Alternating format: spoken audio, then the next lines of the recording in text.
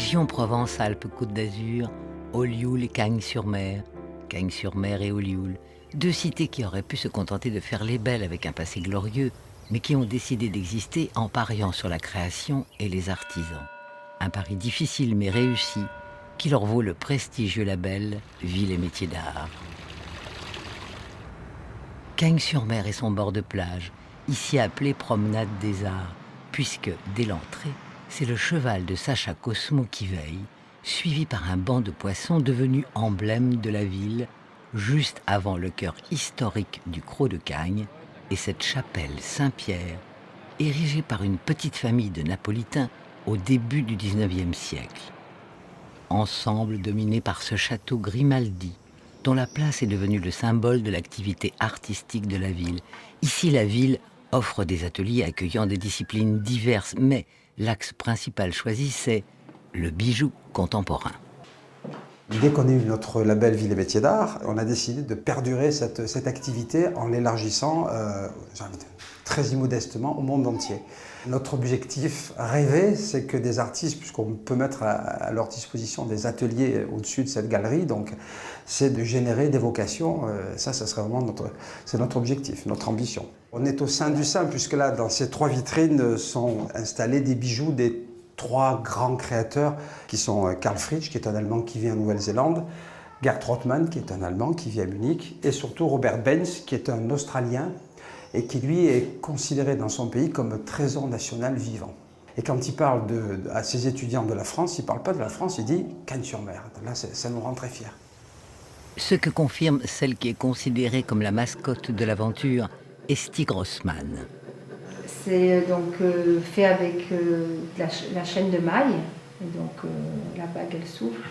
Et le bracelet qui est fait sur mesure par rapport à la taille de la main et la taille du doigt.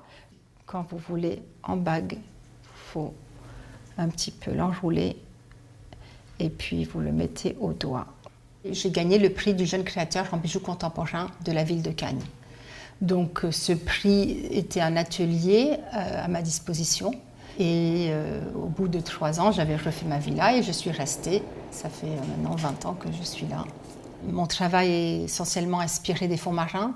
Le fait d'être là, je suis vraiment dans mon élément entre ma passion pour la mer et ma passion pour le bijou. C'est le coup de foudre déjà de ce village qui est magnifique. C'est vraiment un petit bijou.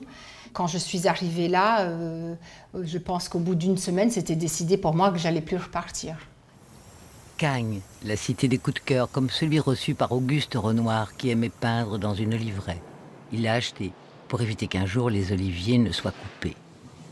Les Oliviers, une ville leur doit son nom, Olioul, la cité des Oliviers, dominée par son château médiéval, fière de son église Saint-Laurent, pur joyau du style roman provençal, et de sa fontaine du même nom, du style Renaissance, présent partout à Olioul. Le cœur de la ville est constitué de portingues et de portiques, et c'est ce lieu que la ville a choisi pour favoriser l'installation d'ateliers et de métiers d'art, avec un impératif, la diversité, comme le montrent les créations exposées en la galerie de l'Olivier. J'y ai trouvé le bonheur de vivre dans cette ville d'Olioul, une municipalité qui est derrière les métiers d'art, et ce n'est pas un vain mot, et ensuite le plaisir de tout cet ensemble d'ateliers d'artisans. Voilà. Et puis j'ai cet atelier qui est absolument magnifique, donc moi je n'y ai que du bonheur. Et il se trouve que depuis 13 ans maintenant, j'ai ouvert mon atelier pour les cours. Les élèves sont de la région et j'ai eu 3 élèves en formation, on va dire, plutôt professionnelle. Et sur ces 3, il y en a une qui est installée dans le métier. Mon travail, moi, c'est le travail de la terre, avec des modèles vivants.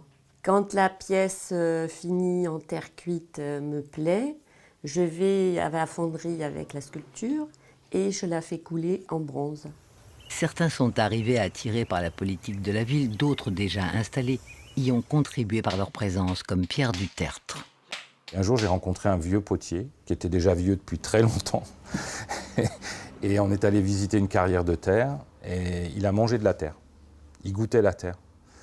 Et il m'est arrivé de voyager grâce à mon métier. Et j'ai rencontré des potiers. en Chine, au Japon, qui goûtaient aussi eux-mêmes la terre. On ne parle pas la même langue, mais on avait le même feeling avec le matériau. Aujourd'hui, on fabrique une céramique qui est émotionnelle. Les gens n'ont pas besoin de ce qu'on fait, mais ils en ont peut-être besoin pour avoir du plaisir. J'ai travaillé dans des poteries traditionnelles. Il y avait un côté passéiste qui ne me plaisait pas. Je ne suis pas dans le passé, moi.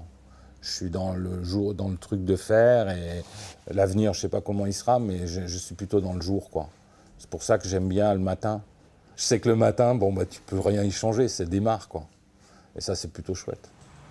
À Olioul, si on aime à remonter dans le temps, c'est parce qu'il peut y avoir des idées. Nous sommes dans un moulin du XVe siècle. Nous, association le GRPO, Groupement de recherche du patrimoine olioulais, nous avons repris la relève de manière à pouvoir en faire un petit musée et le remonter doucement, doucement, de manière à le refaire fonctionner. Parce que notre espoir, c'est de refaire de la farine ici dans ce moulin. Comme quoi, Olioul, ville et métier d'art, est capable de tous les défis.